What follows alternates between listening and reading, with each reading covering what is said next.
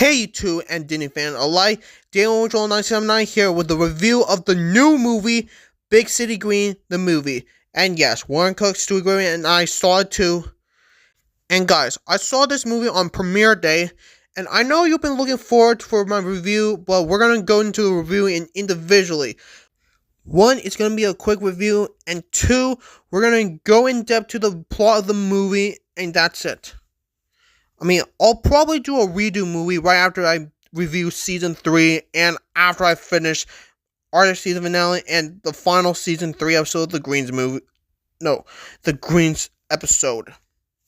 Anyways, first off, we're going to go with the bad things in the movie, and then we're going to talk about what's actually good. And also, I'm not a fan of being upset about whenever stuff I watch, like shows, episodes, or movies, because ever since I rewatched my certain video, it did not age well because of what I did, and I finally learned the mistake, and I keep praising stuff like it's better than gone, and I learned that from Lambo Walk Strikes Back. And I finally learned that praising stuff like it's better than God is wrong.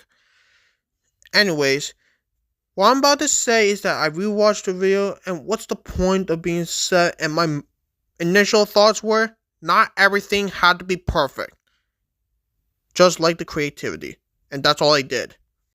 Now we got out of the way, let's get started. Alright, we're still in the bad thing, right? Alright, so the bad thing is, it's about the overuse of the upsetness, like the relationship scene where Cricket and Bill fight each other. Another thing is that in the killer switch scene, like, for example, when you go to the explosion of the power core of the killer switch, the scene where the Greens got exploded, they could have just died there. It's too extremely dangerous right here.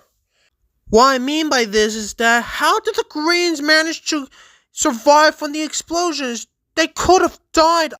Another next problem I have in the movie is that Remy didn't get enough screen time.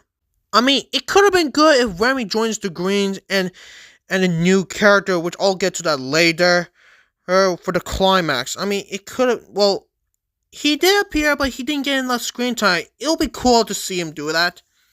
Another topic I have of the movie is that what's causing the farm boss to turn evil? What causes the problem to do?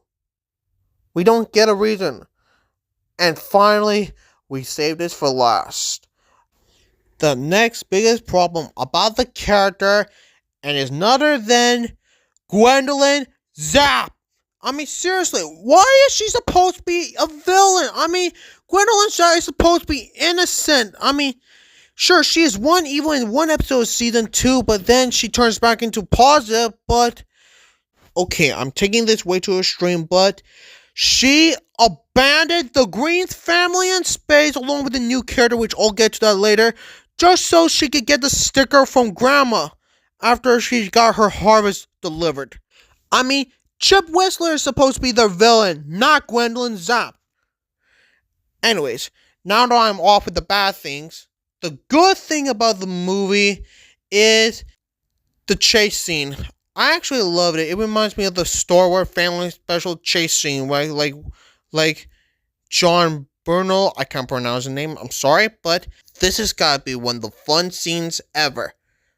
And heck, I even posted that as part of YouTube short with John Burnett. Well, again, I can't pronounce him, but I edited the video about the farm bots chase scene. If you want to check it out. I even love the Space Hotel.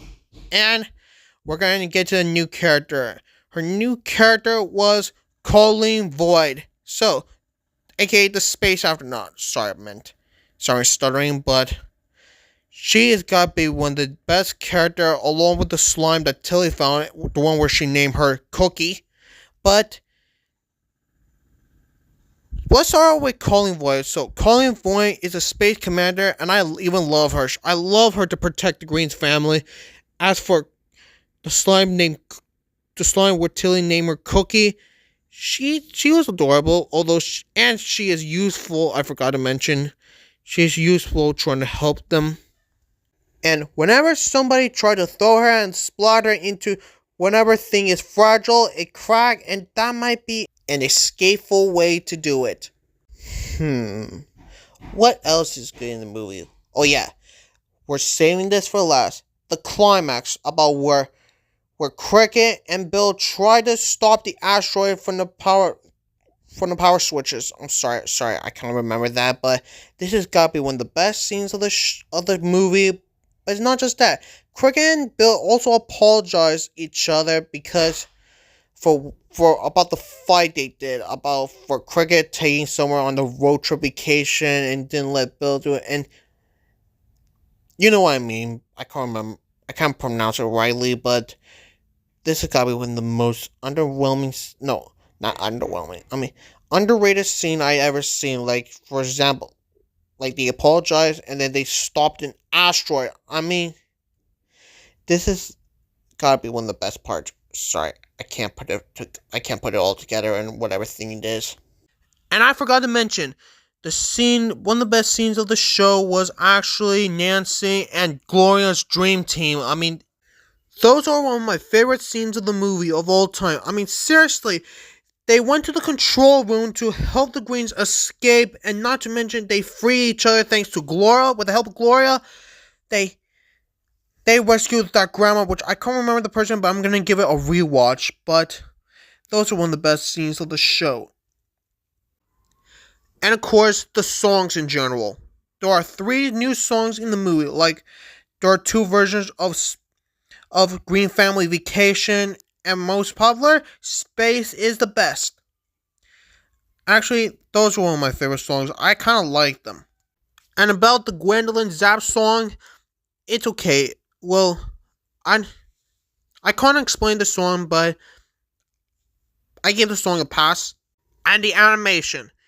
Yup, the animation is similar to Family Guy's animation, especially the animation domination animation. And the effects is cool. And the voice actor in general. Cricket and Bill's voice actor is cool, although I feel bad for the director about the voice directing. The voices for Nancy and Gloria, it's the same thing, and the new characters, the new voice actors, yes, it was very fun for the person who rules. This depends on who played on it, and about the voice actors for Tilly and Grandma, aka Alice. It's too high pitched for me, but I'm not sure, but when it comes to movies based on the show, they usually put high pitched voices. Well, anyway, that was it. So again, this movie is good, but I'm still not going to give it a rating. I'm just going to save the rating when I do the redo review. Well, that's about it for my review of Big City Green, the movie. This is Dio Visual 1979, signing off.